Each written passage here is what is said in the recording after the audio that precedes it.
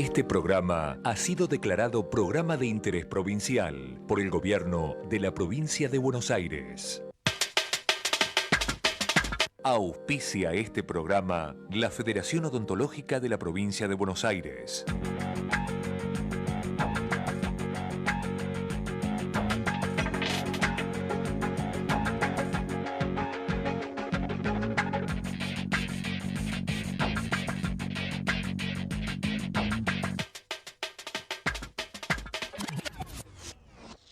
Muy buenas tardes, ¿qué tal? ¿Cómo les va? Bienvenidos a ESE. ¿Hablamos de impuestos? Sí. A ver, ¿cómo ven el sistema tributario argentino en relación con los ciudadanos, con la sociedad todo? Carlos Arbía, buenas tardes, bienvenido. Buenas tardes, ¿cómo estás? Bueno, indudablemente que el sistema tributario argentino tiene algún tipo de inequidades, pero hoy yo diría la mayor inequidad que hay en la economía argentina es la inflación. Es el impuesto, digamos, que castiga mucho más a los pobres que a los ricos y genera muchísimas distorsiones, y creo que hoy la Argentina tiene un problema importante dentro de la economía, dentro de la estructura impositiva, y pasa por una inflación que obviamente no es la inflación que dice el INDEC, del 10,8%, tampoco es la inflación que dice el Congreso, del 25%, pero los argentinos tenemos una inflación que está en el medio de ese número y evidentemente genera muchísimas distorsiones en la economía argentina hoy. Guillermo Locane, buenas tardes. La misma inquietud de traslado.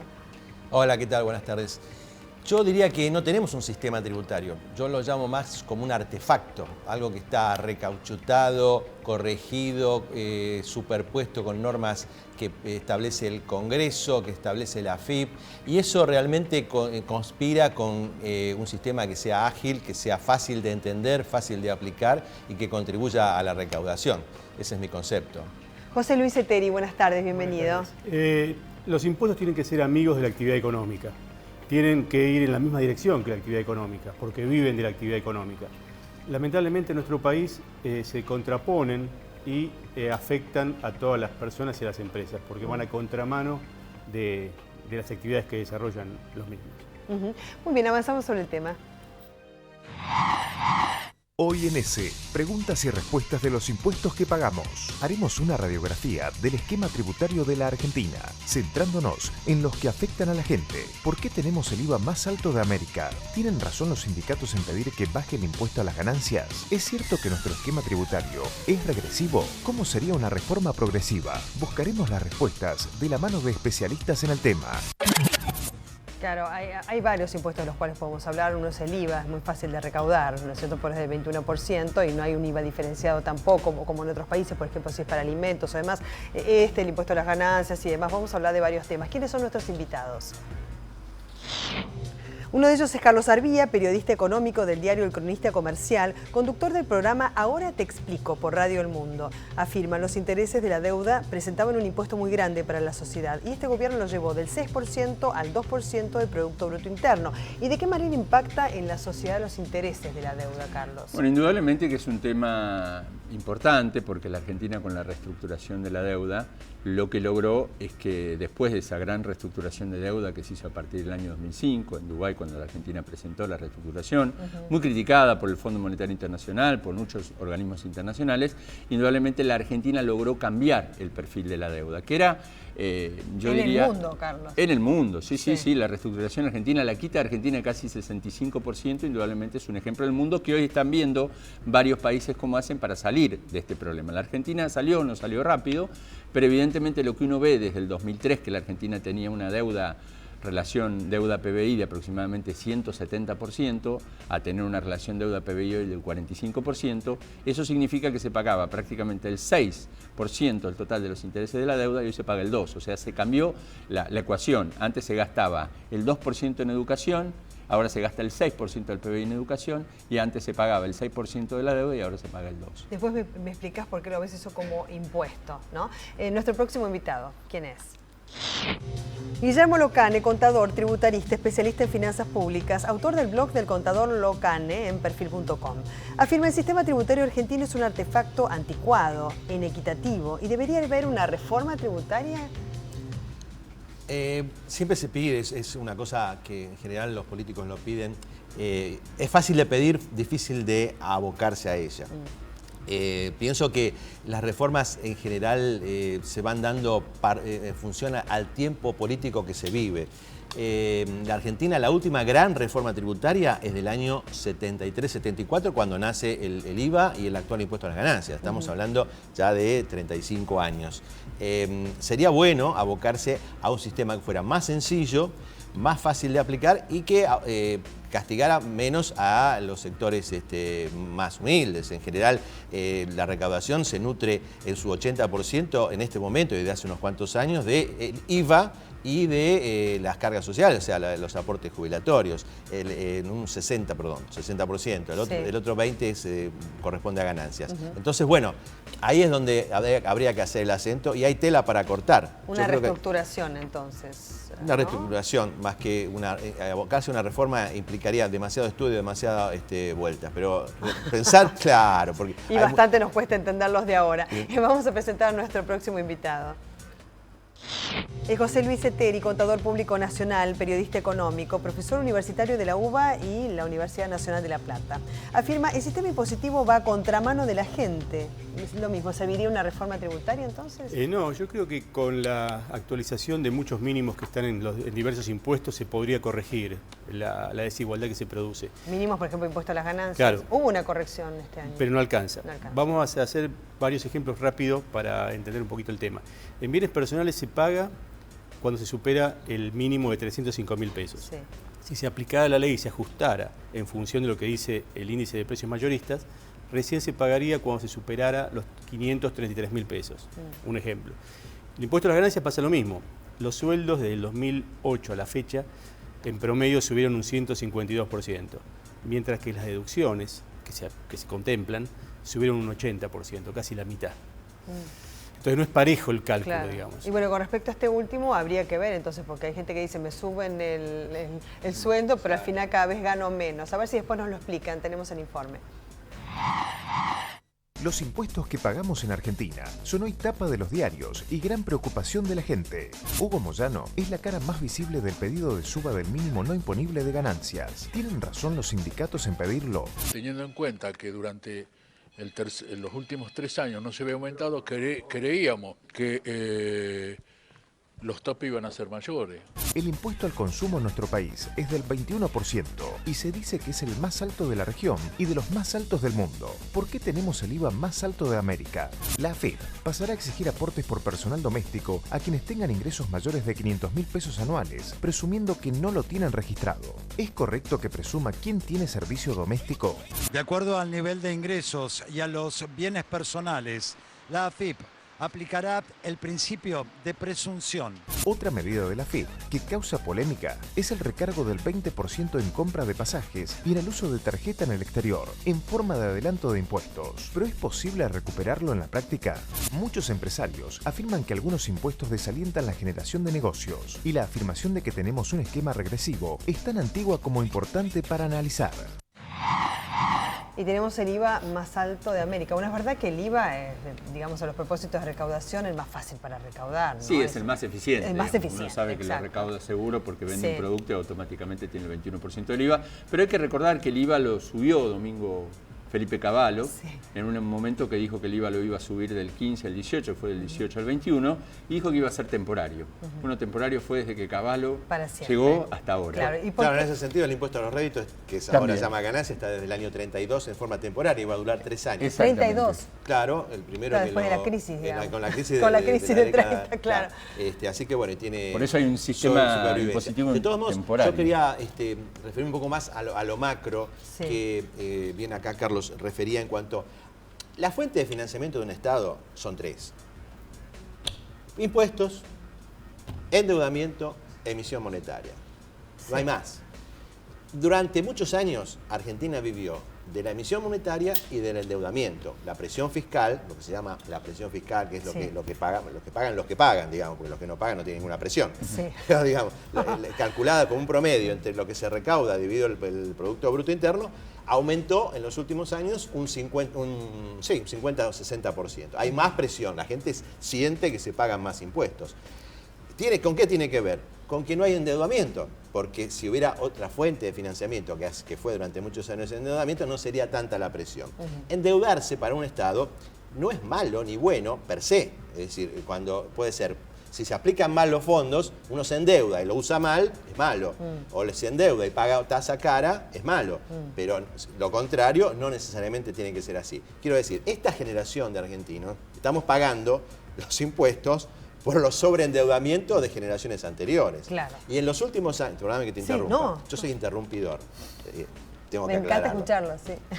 En los últimos años, ¿qué pasó? Se agregó algo que podría ser sano, que decir, bueno, vamos a recaudar más. Se agregó esto, que bien decía Carlos, que la sobreemisión monetaria que genera inflación y que es un impuesto más. Entonces, estas dos cargas, mayores impuestos en cabeza de los argentinos, mayor impuesto por lo que significa la inflación, es lo que está un poco, como decía también acá José Luis, significando que están los empresarios, los trabajadores, los consumidores recibiendo una sobrecarga de parte del Estado que les exige esta contribución, quizá en demasía y no siempre en forma equitativa. Sí, y en el caso de las retenciones, por ejemplo, los derechos de exportación y demás. Sí, también, que no pasa en todos los países del mundo, ¿no es cierto?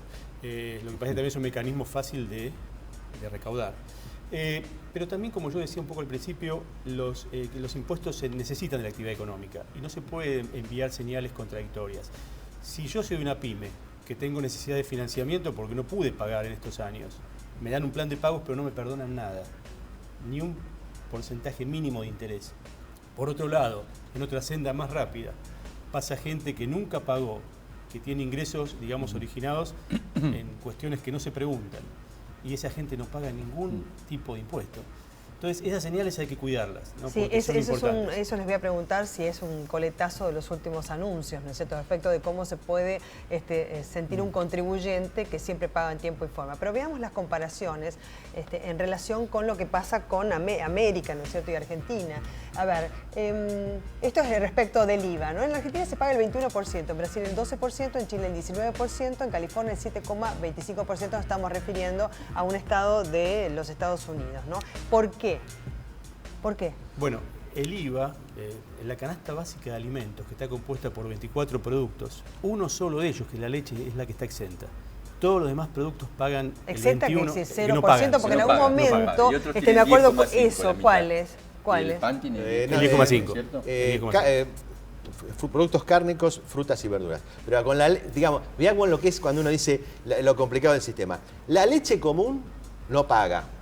La leche fortificada paga IVA. No diría, bueno, ahí están las distorsiones. ¿Por qué? Esas distorsiones que son el 21. Claro, no, porque hubo varios proyectos que después terminaron en la nada para todos los alimentos. Sí, del 10 y el 10,5%. Claro. Es más, hay un ejemplo que uno siempre da y lo tratamos para hacer gráficos. La venta de un paquete de acciones en la bolsa no paga nada. La venta de un paquete de fideos paga 21%.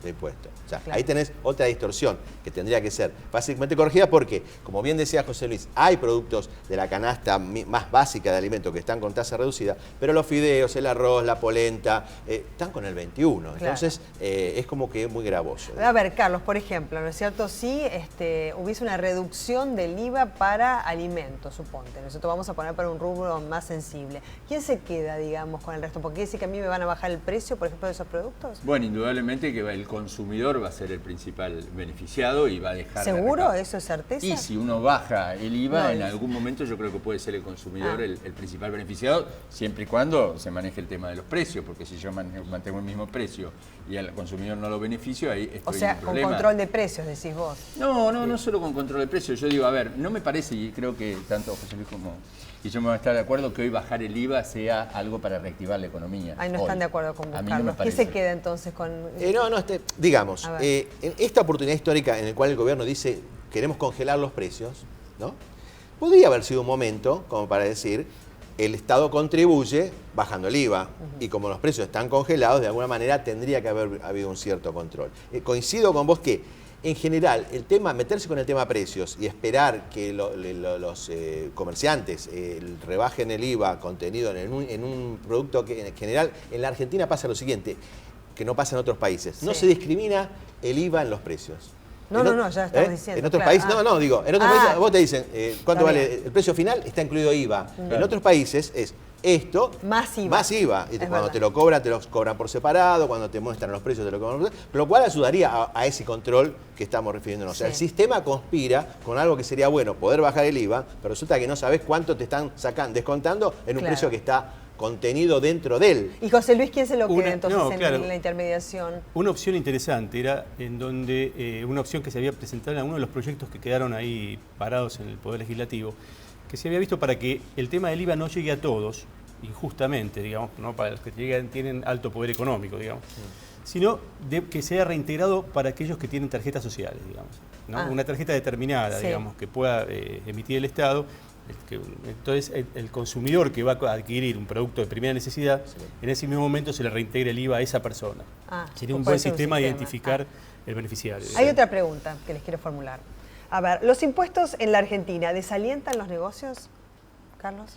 Bueno, indudablemente que algún tipo de impuesto desalienta negocios. ¿Cuál? En particular, lo que pasa en la Argentina, yo diría el impuesto a las ganancias en la Argentina, si ellos coinciden, es un impuesto muy regresivo.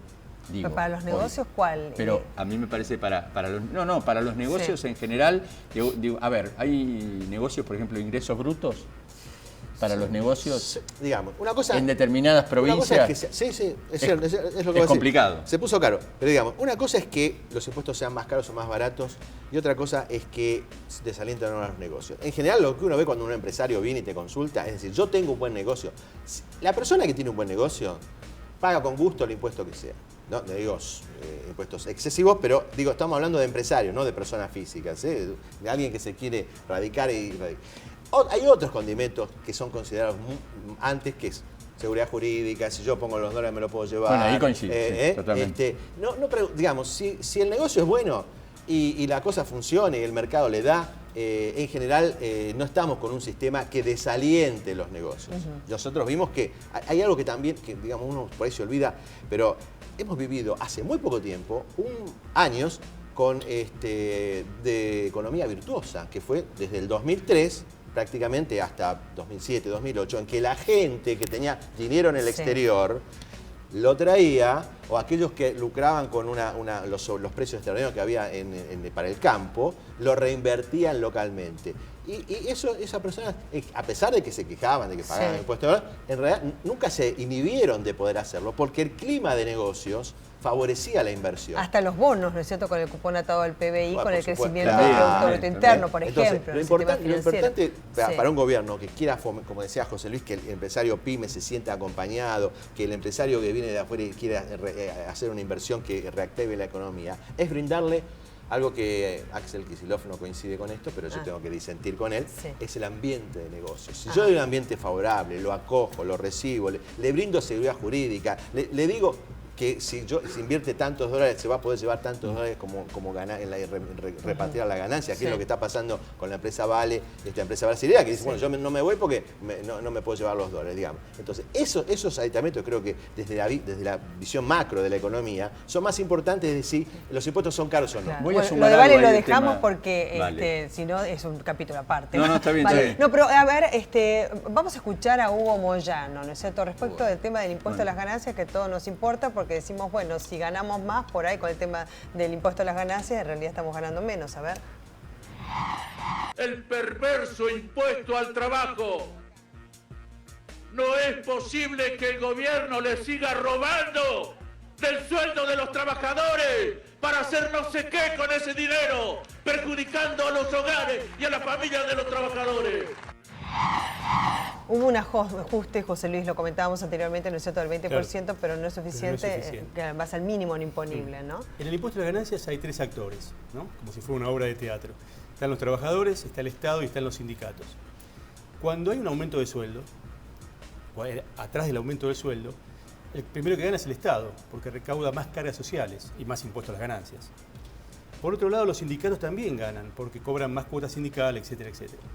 El que más pierde es el empleado, porque en realidad, por más que haya tenido un aumento, le vienen los precios de los productos que en general los empresarios trasladan el efecto del impuesto, digamos, al personal, o los precios, van cargando, la inflación la va cargando en los precios. Entonces, le viene un efecto al trabajador que viene por el lado del aumento de los precios de los productos, y a la vez un efecto menor el aumento de sueldos porque tienen que pagar el impuesto a las ganancias. Entonces, en ellos el efecto no termina siendo neutro. ¿Cuánto más tendría que aumentar el mínimo no imponible? Y equivalente al incremento de sueldos. Más o menos haber seguido al aumento de 152% del 2008 hasta la fecha. Ah, perfecto. Otra pregunta, Carlos, a ver qué me respondes. En la práctica, ¿se puede recuperar el adelanto de impuestos por compras en el exterior? Bueno, evidentemente que hay mecanismos en la Argentina para lograr eso. Ahora, en el tema de impuesto de compras del exterior, lo que la Argentina está con el problema de las importaciones, y ahí voy al tema del clima de negocios, en realidad lo que se analiza hoy es si puede importar o no puede importar determinado producto. Entonces la parte impositiva en realidad, y ahí vamos al tema de la seguridad jurídica, queda un poco de lado al ver si yo puedo importar o no puedo importar. El caso, por ejemplo, del tema de Vale, es que Vale traía dólares a la Argentina a un valor, los tenía que cambiar en el mercado cambiario a 5 y el dólar vale 8,50, hoy vale 11. Entonces eso es seguridad jurídica, darle las condiciones necesarias al empresario para que sepa que viene, y no coincido tampoco con Axel Kicillof, y que tenga un clima de negocio que no sea hostil como el que muestra hoy la Argentina, porque no hay una claridad en cuanto a lo que va a pasar en materia económica en la República Argentina. Y respecto a los últimos anuncios, ¿no? Porque algunos dicen, bueno, el plan de exteriorización, ¿no? Y con el bono, ¿no es cierto?, al sector energético, y este certificado también emitido por el Banco Central de inversión en el sector inmobiliario, pero dicen, bueno, aquellos que no han, digamos, estado en el circuito formal, ¿no es cierto?, y ahora pueden traer al circuito formal los dólares, blanquearlos, lo que nosotros, porque Echegaray dijo, bueno, lo que ustedes llaman blanqueo, y de pronto, digamos, no tienen ninguna pena por lo que han hecho antes, digamos, que ha sido mantenerlos en negro, y a partir de ahora también tienen exenciones impositivas, ¿no es cierto? Por eso, el que paga los impuestos, ¿no?, regularmente, se siente defraudado por esto. Haría ahí no tendría que haber una recompensa, digamos, yo una compensación. Yo haría un resumen muy claro ahí, después van a hablar ellos seguramente del tema impositivo. Pero yo digo, en el año 2003, 25 de mayo del 2003, Néstor Kirchner dio un discurso en el Congreso, el día 25 de mayo, y dijo traje a raya para los evasores. Dijo traje a raya para los evasores. Quienes no querían tener el traje a rayas tuvieron que pagar sus impuestos, tener todo su tema impositivo al día, y nos vemos ahora, lo que pasó es que en realidad a mí me parece que ahora es smoking para aquellos que evadieron en la República Argentina. O sea, pasamos del traje a raya a vestirnos de gala los que evadieron impuestos en la República Argentina. Esos cambios me parece que generan mucha preocupación, y eso es lo que está generando hoy esta ley de blanqueo de capitales, que mucha gente está hablando, pero hay que leerla, hay que entender. Pero indudablemente en el mercado inmobiliario tal vez el famoso bono CEDIN genere algún tipo de reestructuración, pero lo que hay que decir también es que Axel Kicillof pidió una especificación de la economía en junio del 2012, y ahora el gobierno vuelve a sacar un bono en dólares y indudablemente vuelve a dolarizar el mercado inmobiliario. Y eso es lo que genera distorsiones y no saber al empresario qué va a hacer en la Argentina. Algunos empresarios ahora dicen, bueno, ahora sí, voy a traer mis dólares, se los voy a dar al Banco Central y después voy a ver cómo hago. Y el otro tema, YPF. Me parece una locura que haya que traer, blanquear dinero para dárselo a una empresa del Estado para que le pague el 4% anual. ¿Vos sabés que ayer me compré un traje rayado? Y ahora que me Pero hiciste acordar, lo voy a devolver. Hoy lo voy a devolver. Hoy lo voy a devolver. Es distinto. Tenés razón. Vos sabés que, te juro. No sé cómo ven el tema, pero para el ciudadano común, el que no se escucha, ¿no? Es que paga los impuestos siempre. Y se siente las dos últimas medidas fueron. No habría que compensarlo de alguna manera, por más que porque algo hay que hacer también con los dólares que están afuera, y no está mal que haya medidas para que los traigan, digamos, alguna medida. ¿O no? Te digo, las dos últimas medidas fueron, brevemente, hace 2 meses una moratoria, un plan de facilidades para quienes estaban retrasados en el pago de sus impuestos, habían caído en incumplimiento de planes de facilidades. Bueno, eso es una ayuda para un conjunto de contribuyentes, pero el que paga todos los meses ya dijo, epa, ¿y yo qué pasa? No me dan ningún beneficio porque es un plan de 120 cuotas, 10 años, con una tasa muy favorable, vos terminás pagando en 10 años el doble, lo cual frente a la inflación es barato. Pero 2 meses después, blanqueo. Entonces ya, no solamente aquellos que estaban debiéndole a la AFIP, los que nunca le habían debido, sino que simplemente no le habían declarado nunca nada, pueden blanquear. Entonces ya el tipo que pagó los impuestos dice, bueno, pues yo soy el colmo del tonto, porque me pierdo la moratoria, me pierdo el blanqueo, se genera un clima adverso al cumplimiento de impuestos. A nosotros los contadores nos cuesta mucho, vos lo vivirás también, José Luis, convencer a la gente de que lo mejor es estar al día, Cuando Y pagar los impuestos. Y pagar cuando cada tanto te salen estas cosas, ¿no? José Luis, vos que hablaste poquito, 30 segundos Poquitito. me quedan. En sí. 2008 hubo blanqueo. Sí. En 2013 otro blanqueo. Sí. En 5 años me parece un abuso que un país pueda convocar a blanqueos en forma tan habitual. Bueno, da para mucho más este programa desde ya. Es un placer tenerlos con nosotros y quiero aprovechar para compartir con ustedes este libro que escribió Carlos Arvía junto con Mara Laudonia, ¿no? Los buitres de la deuda, tiene que ver con los fondos buitres. Es interesantísimo, yo lo leí todo y antes de mi viaje a Nueva York, que entrevisté a Vudú y Lorenzino, me sirvió para brindarme mucho material, más allá de que tenía, la verdad que te agradezco muchísimo. La novela del mínimo no imponible también, del contador Locane, aquí la tienen, ¿eh? Sí, ese libro está colgado en mi blog, se puede bajar como ebook. Sí. Y en realidad está relatado un poco brevemente, desde 2006 hasta la fecha, la discusión entre Hugo Moyano, porque los personajes se llaman Hugo y Cristina. Cualquier suspicacia. No se los deja a usted, Paler. Muchas gracias. Vamos a un auspicio, ya volvemos. Auspicia este programa la Federación Odontológica de la Provincia de Buenos Aires. Si se pasa rápido el programa, a todos nos pasa lo mismo, a todos los invitados. Eso quiere decir que está bueno. Bueno, reencontramos el próximo miércoles a las 18:30 por Metro, más las repeticiones.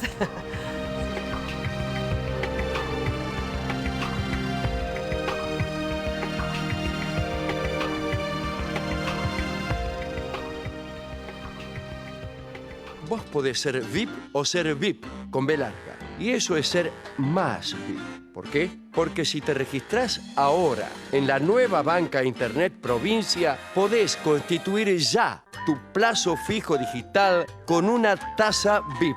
Y sí, los VIP somos así. Ya somos 300.000 VIP. Ingresá en bancoprovincia.com.ar, hacete VIP y aprovechá este beneficio exclusivo. Banco Provincia, 190 años de tu lado. Hace poco más de 2 meses nos comprometimos con vos a mejorar el subte A. Vas a ver cambios, algunos más grandes, otros más chicos. Juntos estamos trabajando para que cada día viajes mejor. Bienvenidos todos. Si ves o sabes algo, llama al 911. También podés enviar fotos o videos por MMS o por mail. La seguridad la hacemos entre todos. IOMA, más cerca. Te ofrecemos la más completa cobertura en internación, consultas médicas, odontología, estudios de diagnóstico, prótesis y medicamentos. Libre elección entre los prestadores más jerarquizados de la provincia. IOMA, más cerca. El municipio de Morón impulsa la creación de una policía local, eficiente, transparente y cercana. Acércate a firmar el petitorio en la UGC de tu barrio. Plan Integral de Seguridad Democrática. 5279-3414. Queremos nuestra policía municipal. Municipio de Morón.